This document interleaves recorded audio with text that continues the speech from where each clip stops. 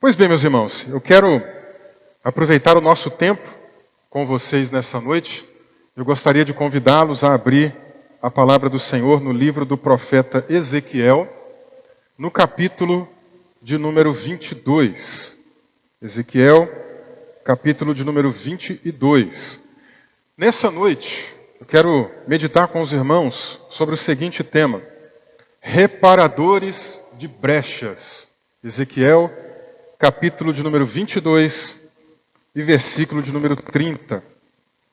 Nós vamos ler apenas esse versículo. O contexto é muito maior, mas ao longo aqui da minha fala, eu vou explicar um pouquinho melhor como esse texto se contextualiza com todo o capítulo, e a gente vai entender um pouquinho melhor a respeito dessa temática. Ezequiel, capítulo 22, versículo 30, diz assim: procurei entre eles um homem que reconstruísse a muralha e se colocasse na brecha diante de mim, a favor desta terra, para que eu não a destruísse, mas não encontrei ninguém. Eu quero que você leia comigo novamente o verso número 30, com muita atenção.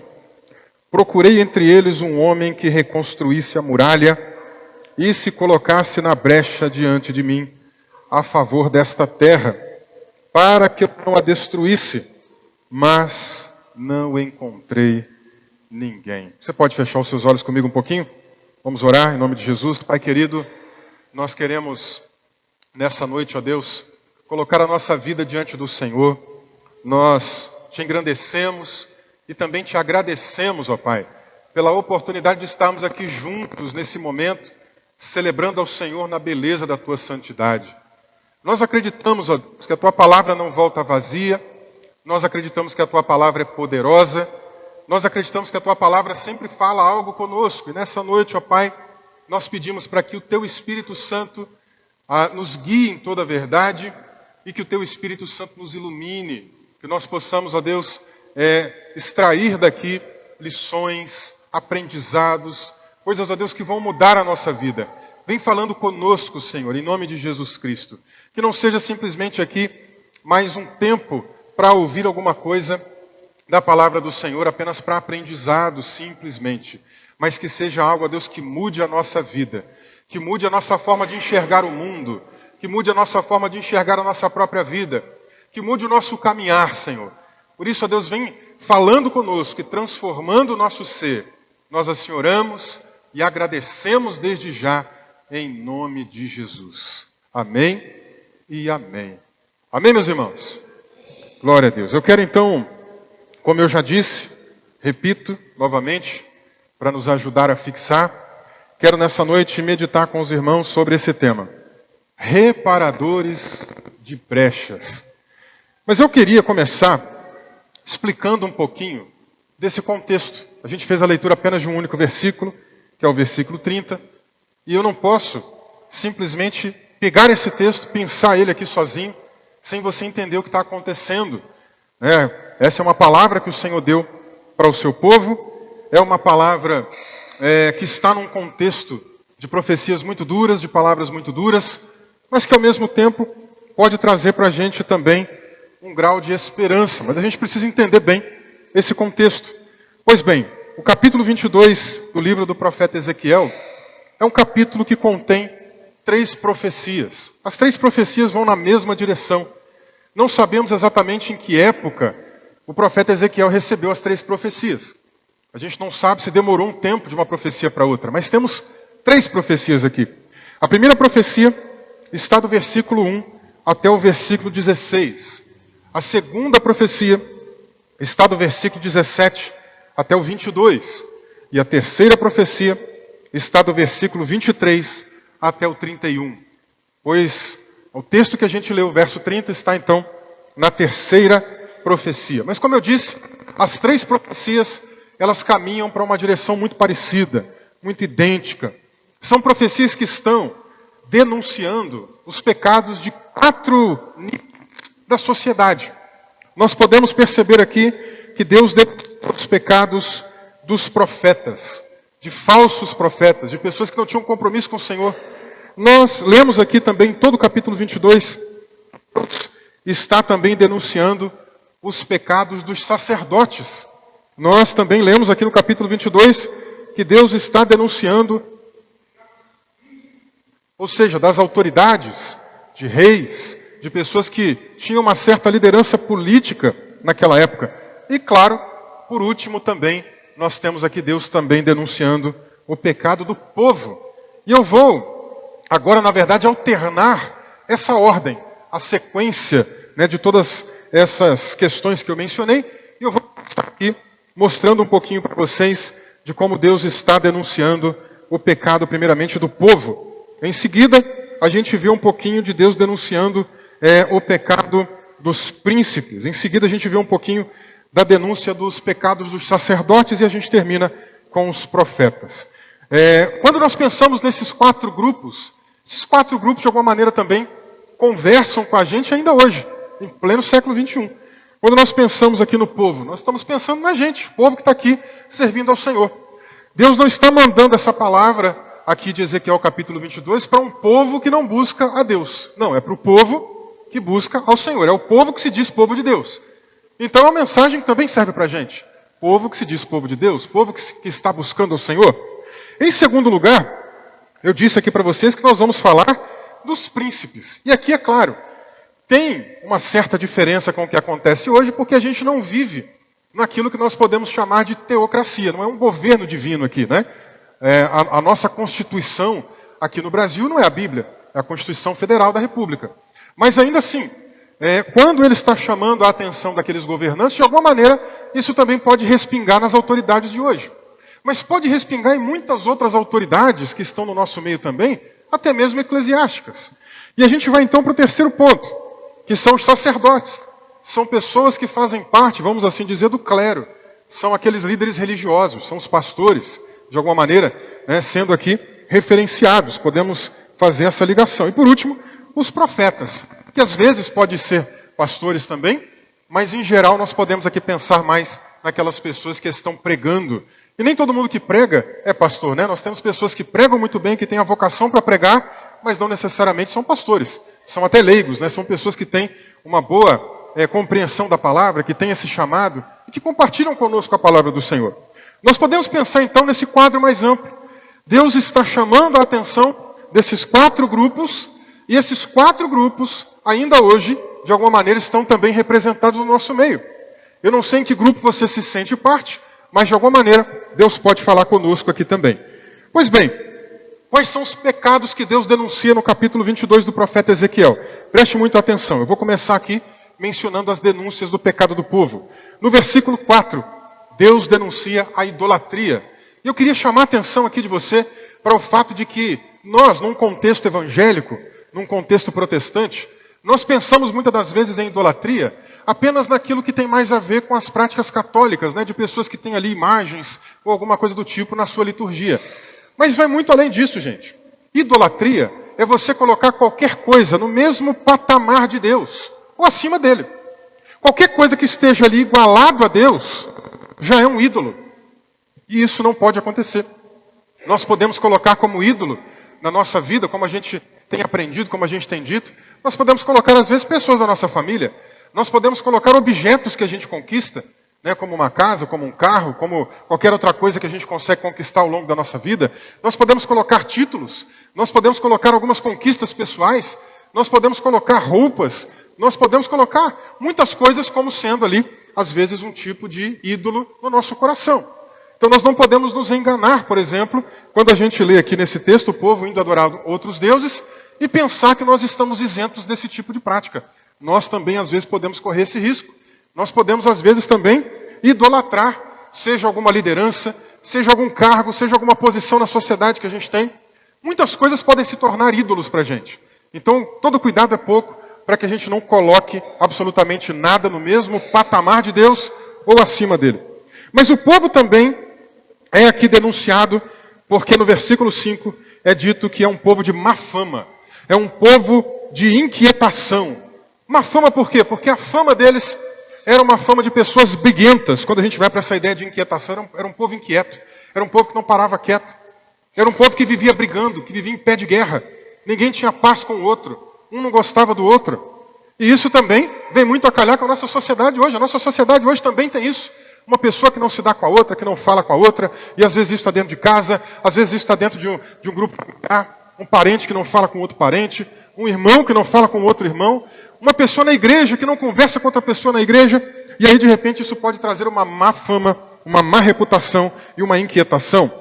No versículo número 9, o povo é denunciado, porque era um povo caluniador, que inclusive provocava a morte de outras pessoas por conta disso. Era um povo que levantava mentiras.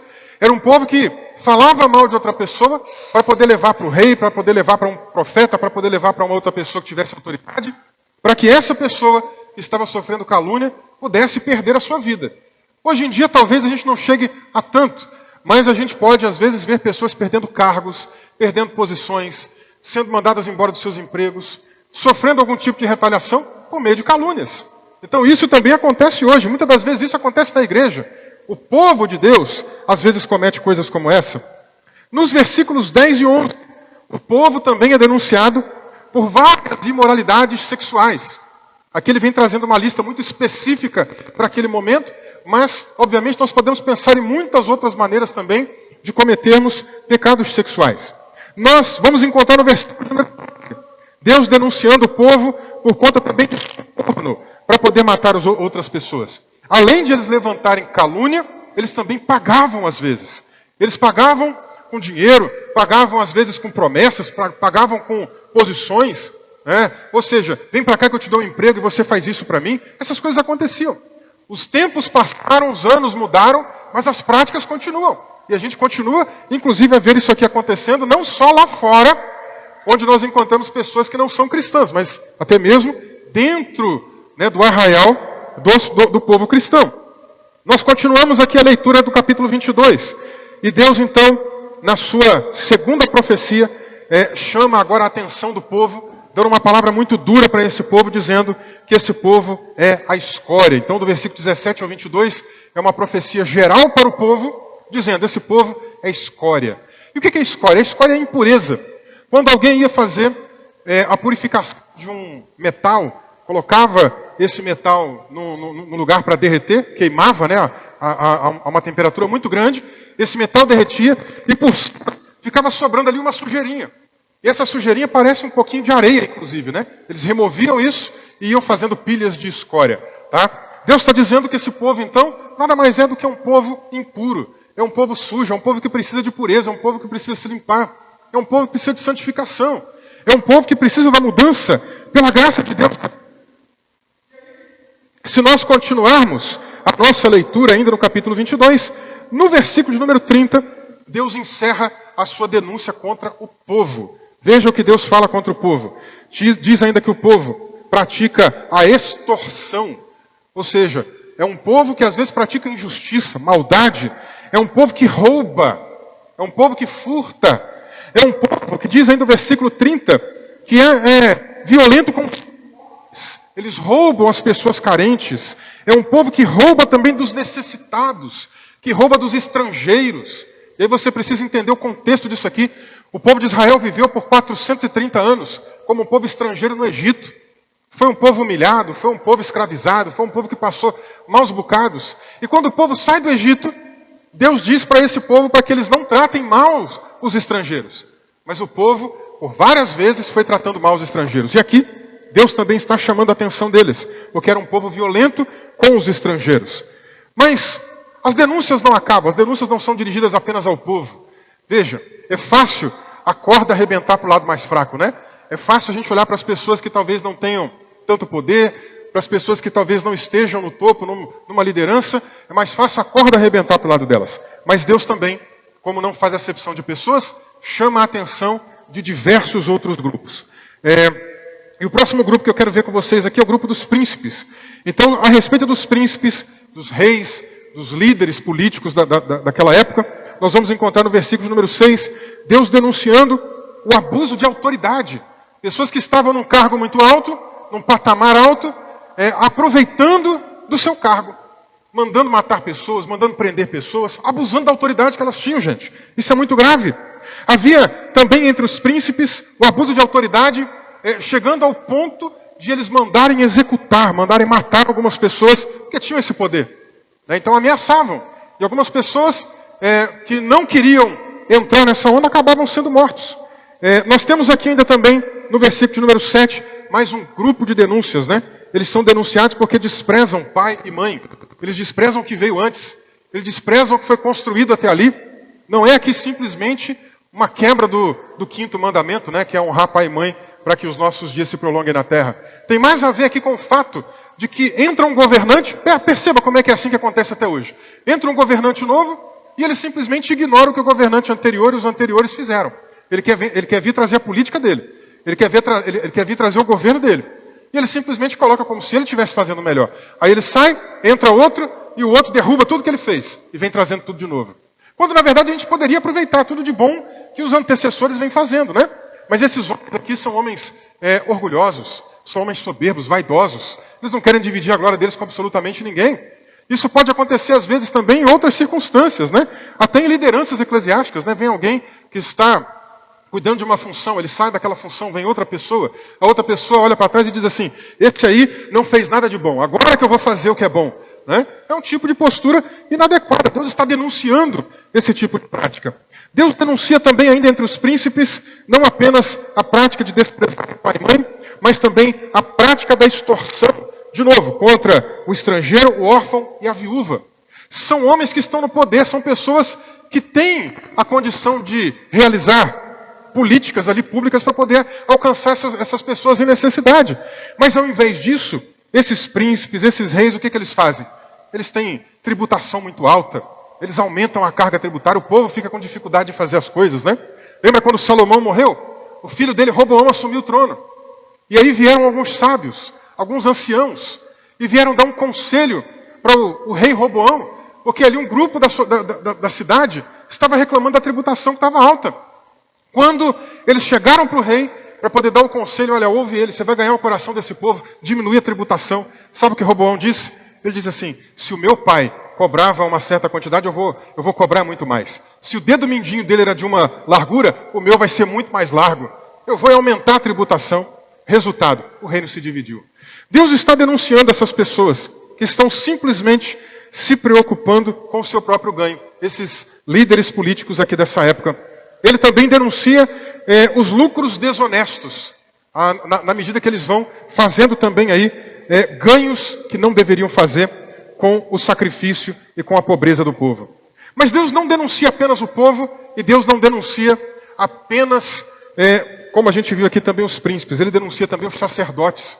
E como agora nós podemos pensar naquilo que a gente diz relacionado aos líderes religiosos, né? Podemos pensar em pastores, em pessoas de cargos de liderança ainda hoje em dia. E no versículo 26, nós temos aqui uma série de denúncias contra os sacerdotes. Preste muita atenção.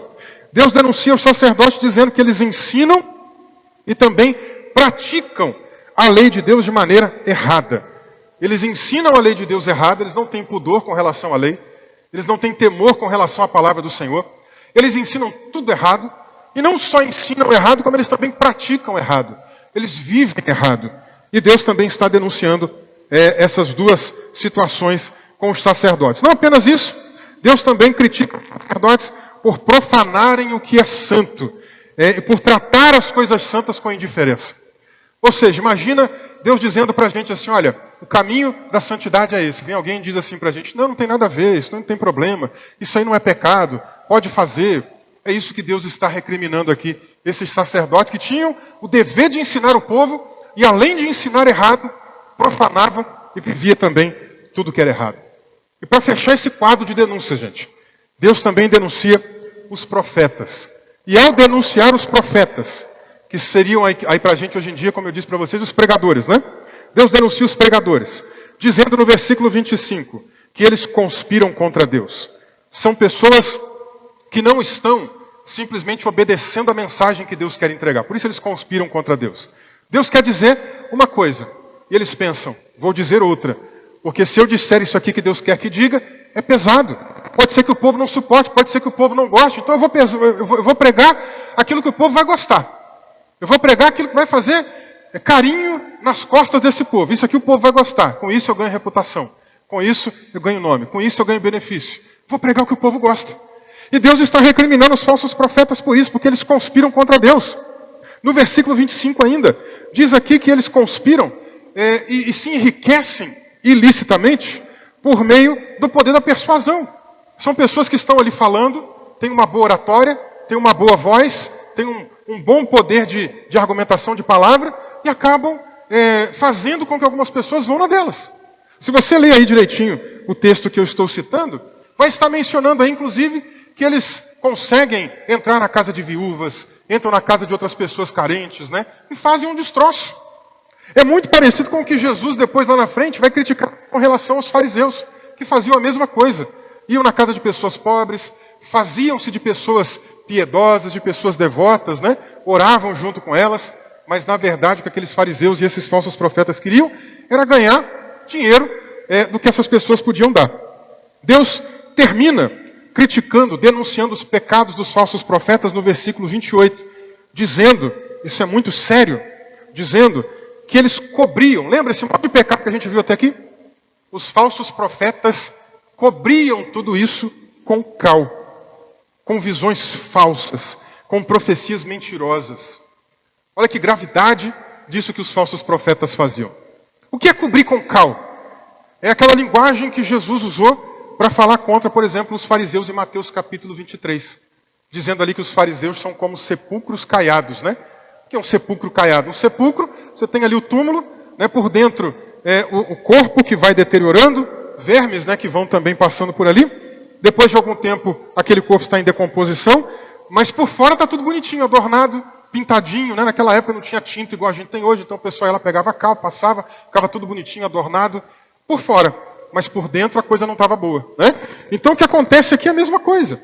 Deus está dizendo que esses falsos profetas pegavam todos aqueles pecados que aconteciam e ao invés de denunciar, ao invés de criticar, ao invés de alertar o povo, o que os falsos profetas faziam? Pintavam aqueles pecados todos. Fingiam que estava tudo bem. Saíam colocando cal, saíam pintando para parecer que a coisa estava boa. Enquanto o povo está vendo que a coisa não está boa, vem os falsos profetas e dizem, não, gente, está tudo bem. Está tudo ótimo. Está lá aquela pessoa vivendo tudo errado na família dela. Aí vem o falso profeta e diz, varão valoroso, vai nessa força mesmo que Deus é contigo. Ou vê a mulher fazendo tudo errado, ele diz, varão, você é uma mulher realmente de Deus, continue nessa direção. É esse tipo de coisa que os falsos profetas faziam. Eles maquiavam o pecado que vinha acontecendo. Principalmente o pecado do rei e dos seus súditos ali reais. Esse tipo de coisa era inadmissível para o Senhor. Então Deus traz essa sequência de profecias, denunciando as coisas que estavam acontecendo. Mas eu gostaria que você pensasse, quando a gente fala aqui desses 4 grupos, nós falamos aqui dos falsos profetas. Hoje, dependendo do lugar que você for assistir aí uma pregação, for assistir uma mensagem, um ensino, né, na internet ou pela televisão, você rapidamente vai se deparar com alguns desses falsos profetas. Hoje, se você peneirar um pouquinho mais, cavar um pouquinho mais, dependendo do lugar que você for frequentar, você vai encontrar também esses falsos sacerdotes. Né? Nós ainda hoje encontramos esse mesmo tipo de problema. Se a gente olhar para a nossa nação, nós vamos continuar também encontrando problemas, né, de desvio, de corrupção, de diversos tipos de pecado entre os nossos governantes. Não dá para colocar a mão no fogo por ninguém. A coisa está muito feia, gente. Seja em nível municipal, seja em nível estadual, seja em nível federal, não dá para colocar a mão no fogo por absolutamente ninguém. A coisa está muito feia. Né? Então, quando a gente olha para essa realidade que o profeta está denunciando, ela vem muito a calhar com a gente. Mas aí entra o último ponto. Nós temos a tendência de apenas olhar para fora. De apenas olhar para o falso profeta que está pregando heresia. De olhar para o falso sacerdote que está se aproveitando do povo para se enriquecer ilicitamente ou que está fazendo alguma coisa errada, ensinando e praticando coisas erradas. Nós temos a tendência de olhar para o governador, para o presidente, para o vereador, para qualquer pessoa que está lá na sua função política, né, e recriminar essa pessoa. O problema é que às vezes a gente não faz muito esse movimento aqui, ó. Porque Deus também chama a atenção do povo. Deus também chama a atenção das pessoas. Das pessoas que em geral estão ali buscando ao Senhor. Na metade dessa profecia, são 3 profecias. Na metade, na segunda profecia, a profecia não é mais dirigida especificamente para um grupo, para outro grupo ou para outro grupo. A profecia do meio é dirigida para todo mundo. Nós precisamos começar a pensar um pouco mais nisso. A gente olha para cá, aponta o dedo. A gente olha para lá, aponta o dedo. A gente olha para frente, aponta o dedo. A gente vê o irmão, aponta o dedo. A gente vê outra pessoa, aponta o dedo. A gente vê o político, aponta o dedo. Mas a gente precisa começar a fazer mais esse movimento aqui. E olhar para a gente. Olhar para as nossas falhas também. Olhar para os nossos pecados.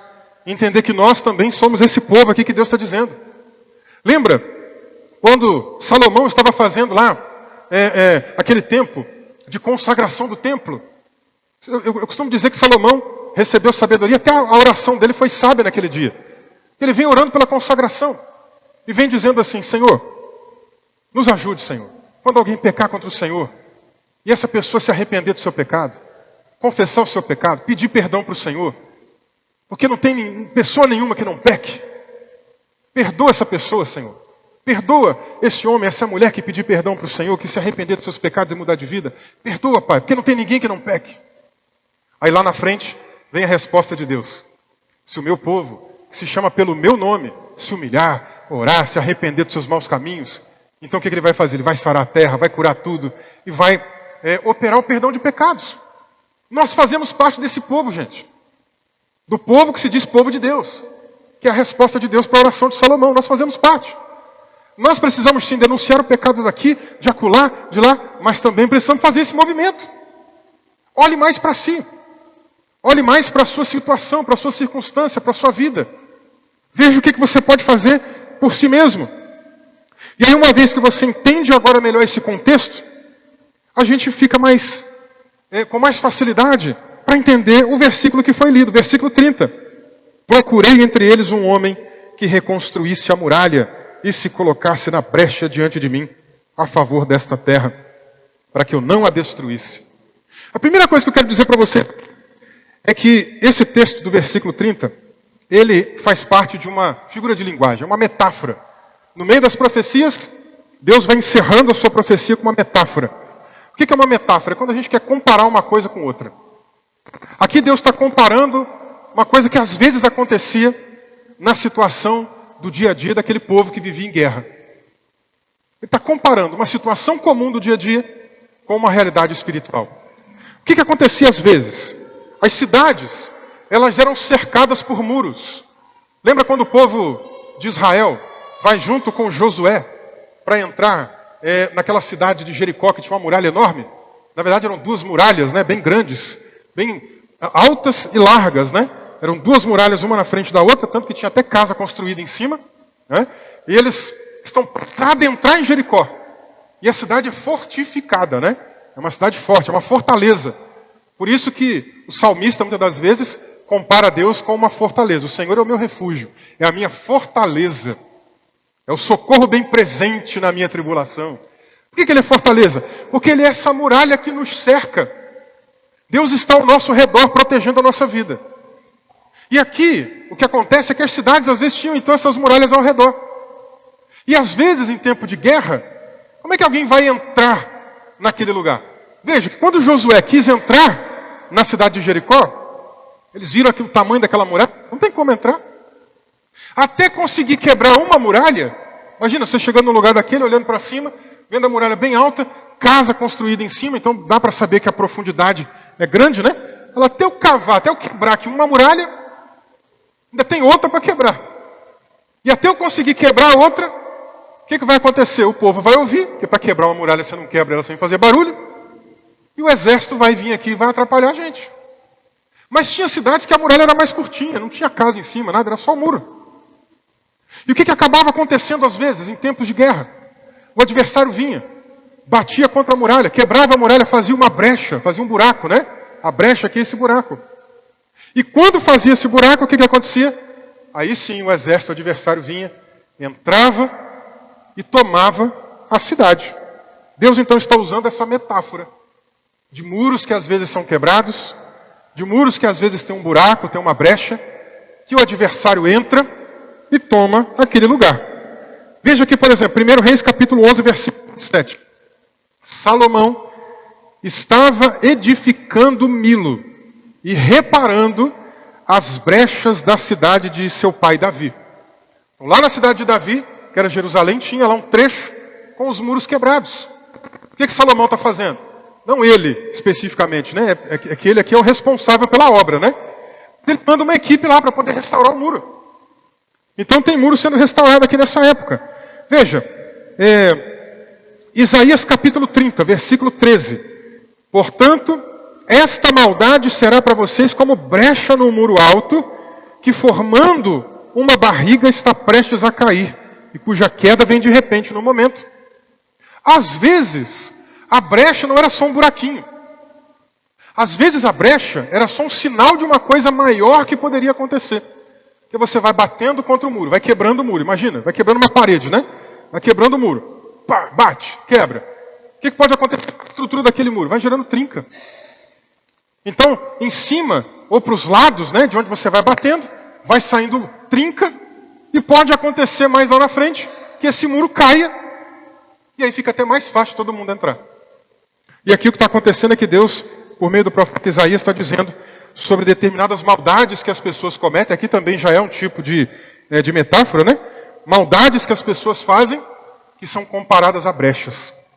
Às vezes tem coisas que a gente faz, coisas que você faz, que eu faço, que nós fazemos, que podem ser comparadas a brechas. Deus não é o nosso refúgio e fortaleza? Deus não está nos cercando com a sua proteção? Mas às vezes tem coisa que você fala, tem coisa que você faz, tem coisa que você deixa de fazer, que pode ir quebrando um trecho desse muro, deixando ali um espaço. E dependendo do tipo de gravidade dessas coisas que estão sendo cometidas, Deus está dizendo, olha, é tão grave que pode ir gerando trincas e fazer com que o muro caia e fique tudo escancarado, tudo aberto para qualquer um entrar. Nós temos que tomar cuidado. Mais adiante, no livro de Neemias, é dito que quando Sambalate, Tobias, os árabes, os amonitas e todos ouviram que a reparação das muralhas de Jerusalém ia adiante e que já se começavam a fechar-lhe as brechas, ficaram muito irados. Aqui já no período pós-exílico, né? O povo tinha ido para Babilônia, saiu da Babilônia, já está na época agora dos persas. O rei da Pérsia liberou para eles reconstruírem as muralhas de Jerusalém. Eles estão lá reconstruindo as muralhas e tem um pessoal adversário que está vendo eles reconstruírem e não está satisfeito com isso. Então aqui a metáfora vai começando a ganhar para a gente também uma conotação espiritualizada. Que nós vamos entendendo que Deus é o nosso refúgio, é a nossa fortaleza, é a nossa muralha que nos cerca. Nós vamos começando a entender que às vezes coisas que nós fazemos, falamos, deixamos de fazer, podem ir quebrando essa muralha e deixando brechas, deixando fissuras, deixando coisas que podem quebrar essa muralha. E a gente pode perceber que os adversários não ficam felizes quando veem a gente tentando restaurar essa muralha. Os nossos adversários, que espiritualmente falando, tem a ver com o mundo das trevas. Que vem quando você quer tomar posição, quando você quer tomar postura, quando você fala, agora eu vou mudar minha vida. Agora eu vou resolver isso aqui, agora eu vou começar a orar, agora eu vou começar a buscar, agora eu vou começar a fazer. Agora eu vou começar a insistir. Agora eu vou levar a sério o reino de Deus. Quando você começa a tomar posição, os inimigos não ficam felizes com isso não. Eles ficam tentando fazer de tudo para fazer com que essa muralha não seja reconstruída. É o que acontece aqui no livro de Neemias. Os inimigos ali ficam o tempo todo tentando fazer com que alguma coisa não aconteça. Mas vejam, voltando aqui novamente para Ezequiel capítulo 22, para a gente entender um pouquinho melhor ainda essa metáfora. Deus está dizendo então no versículo, procurei entre eles um homem que reconstruísse a muralha, que se colocasse na brecha diante de mim. Procurei. Isso me faz pensar, quando Deus procurou? Bom, Ezequiel trouxe essa profecia 2 vezes antes de trazer a terceira, né? Na primeira vez, Deus traz aqui uma profecia bem específica, falando do povo, falando dos príncipes, falando dos sacerdotes, falando dos profetas. Por uma segunda vez, Deus usou Ezequiel para trazer agora uma mensagem dura de novo, né? Genérica, chamando o povo de escória. E ninguém deu atenção. Então o que eu fico pensando? Deus foi dando avisos. Deus foi chamando o povo. É tempo de mudar, é tempo de ajeitar, é tempo de conserto. Usa o profeta para trazer uma palavra. Usa o profeta para trazer uma segunda palavra. Ninguém se mexe. Ninguém se move. E meus irmãos, é o que a gente ouviu um pouquinho semana passada. Mas o duro é que a gente não quer fazer esforço nenhum para que a mudança aconteça. A gente quer que a mudança chegue, mas a gente quer que ela chegue no estalar de dedos, sem eu precisar fazer absolutamente nada. A gente, às vezes, é muito acomodado, as coisas envolvem o reino de Deus. Porque se eu quero uma mudança de emprego, eu corro atrás. Eu me profissionalizo, eu faço um curso, eu estudo, eu mando currículo, eu procuro pessoas, eu crio engajamento. Mas quando envolve, às vezes, o reino de Deus, eu não tenho o mesmo empenho, o mesmo esforço, o mesmo trabalho. Quando eu quero fazer alguma coisa para mim, quero comprar algum objeto, quero comprar um carro, quero trocar de carro, quero fazer alguma coisa, eu tenho todo o empenho, eu vou atrás, eu ligo, eu procuro na internet, eu falo com alguém, eu procuro o melhor preço. Mas quando é para eu evangelizar alguém, está fora do meu radar. Eu não fico pensando, quem é que eu posso evangelizar hoje? Com quem é que eu posso falar de Jesus hoje? A respeito de quem eu posso orar? Quais pessoas eu posso colocar no meu radar de oração? Para que Deus me dê uma palavra, ou para outra pessoa, para que a palavra de Deus chegue naquela família. Percebe? Quando a gente quer fazer alguma coisa para nós, nós não medimos esforços. Mas quando é para fazer algum esforço em prol do reino de Deus, a gente quer ficar acomodado, achando que no estalar de dedos tudo vai acontecer. Às vezes Deus faz assim, no estalar de dedos. Às vezes Deus faz. Mas isso não retira de nós a nossa responsabilidade. Quando Deus dá essa palavra dura para o povo, na primeira profecia, o que Deus espera, gente? Deus espera que o povo dê ouvidos. Deus espera que o povo dê atenção. Deus espera que o povo coloque em prática. O povo não dá. Quando Deus dá a segunda profecia, o que Deus espera? Que agora sim o povo vai lá fazer alguma coisa. Agora vai ouvir o que eu estou dizendo. Mas o que? Por isso que no versículo 30, ele diz, procurei entre o povo, procurei entre eles um homem que reconstruísse a muralha. Mas gente, se você terminar de ler o versículo 1, o versículo 30, o que ele diz aqui? Mas não encontrei ninguém. Não encontrei ninguém. Quando você tem que ir para a igreja, quando você lê a palavra de Deus, qual é a sua atitude? Quando a palavra de Deus é ministrada ao teu coração, você sai daqui pensando naquela palavra? Querendo colocá-la em prática? Querendo dar ouvidos ao que Deus está dizendo? Ou você age como esse povo? Ouve. Entendeu? Mas entrou no ouvido e saiu pelo outro. É por isso que quando nós vamos olhando para a Escritura, nós vamos percebendo que a palavra de Deus, ela é comparada muitas das vezes com esse elemento que vai trazer transformação para a nossa vida, quando nós damos ouvido para ela. O que a gente faz quando a gente ouve a palavra? Colocamos ela em prática ou nos esquecemos dela? Vamos embora e já nos esquecemos dela. Por isso que a Bíblia sempre vai ter aquele contraste entre o ouvinte e o praticante. Mateus capítulo 7, versículo 26. Todo aquele que ouve essas minhas palavras e não as pratica, será comparado a um homem insensato que construiu sua casa sobre a areia. Mais adiante, Romanos capítulo 2, versículo 13. Porque os justos diante de Deus não são aqueles que somente ouvem a lei, mas os que praticam a lei que serão justificados. Só ouvir e não praticar, então, não adianta. Tiago, capítulo 1, versículo 22 até o 24, ele diz assim, sejam praticantes da palavra e não somente ouvintes, enganando a vocês mesmos. Porque se alguém ouve a palavra e não é praticante, assemelha-se àquele que contempla o seu rosto natural no espelho, pois contempla a si mesmo, se retira e logo se esquece de como era a sua aparência. Lucas capítulo 8, versículo 21. Veja o que Jesus diz. Tem um pessoal que vem lá dizer, olha, tua mãe, teus irmãos estão aqui fora. Jesus responde assim, minha mãe e meus irmãos são aqueles que ouvem a palavra de Deus e a praticam. Lucas capítulo de número 11, versículos 27 e 28. Uma mulher que estava no meio da multidão disse a ele, erguendo a voz, bem-aventurado o ventre que concebeu você e os seios que o amamentaram. Jesus, porém, respondeu, pelo contrário, mais bem-aventurados são os que ouvem a palavra de Deus e as guardam. E guarda aqui não é só de guardar no coração, é o guardar de praticar. Mas o que Deus está dizendo em Ezequiel 22:30? Que ele procurou entre os homens alguém que tivesse essa atitude, que tivesse ouvido a profecia e que tivesse se colocado em conserto, em mudança. O muro está quebrado, gente. O muro está quebrado. Há uma brecha nele. Talvez haja fissuras. Deus dá a primeira profecia, Deus dá a segunda profecia. O que Ele quer? Que vai alguém consertar. Estou procurando alguém que depois que eu dou a palavra se levanta, vai lá diante do muro e quer consertar ele. Mas não encontrei ninguém. Não tem ninguém dando ouvidos à palavra do Senhor. E é para a gente pensar, quando a gente vem aqui para o culto, quando a gente lê a palavra em casa, quando a gente medita nas Escrituras, quando Deus fala alguma coisa ao nosso coração, o que é que nós fazemos com essa palavra que Deus está nos dando? Será que nós estamos na mesma condição daqueles homens?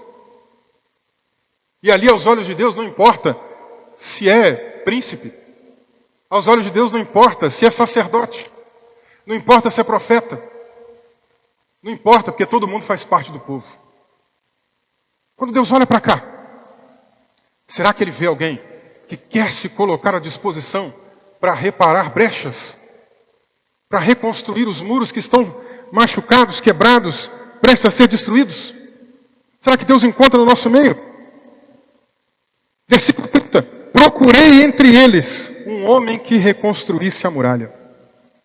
Será que Deus procura nessa noite também homens e mulheres que se coloquem nessa brecha? Veja o que aconteceu no livro do profeta Jeremias, capítulo 39. Vou ler dos versículos 1 a 3. Preste muita atenção. Diz assim: Jerusalém foi tomada.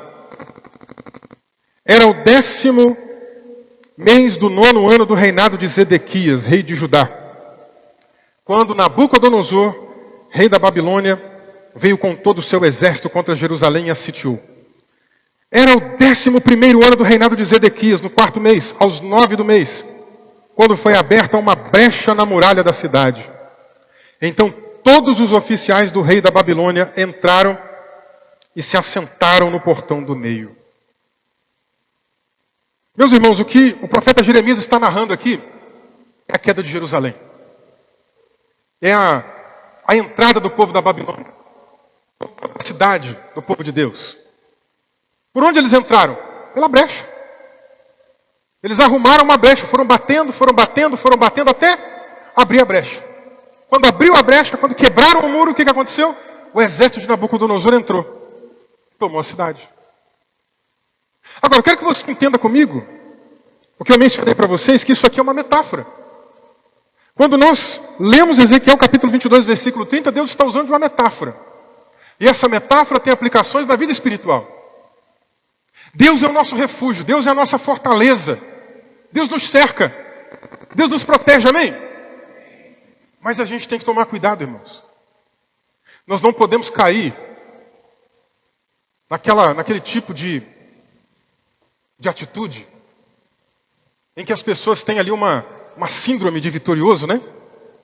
Sabe aquela pessoa que vai para uma luta? Já viram aqueles lutadores mesmo de boxe ou de alguma outra arte marcial?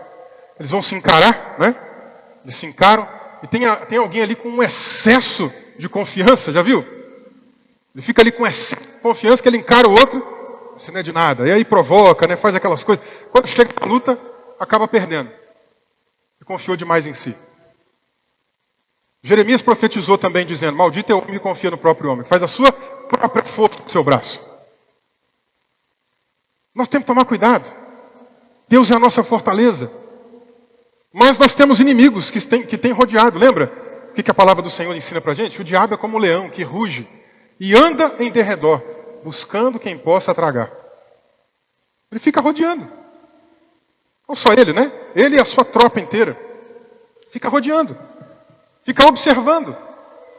Assim como aqueles homens, aquele exército pegava alguma marreta, pegava algum pedaço de tronco, eu não sei com o que eles quebravam as muralhas, não sei se eles tinham alguma catapulta, alguma outra arma mais avançada. Mas eu sei que eles chegavam contra a muralha e ficavam batendo, até ela quebrar. Como é que você acha que o nosso adversário trabalha ainda hoje? da mesma maneira. Não com armas naturais.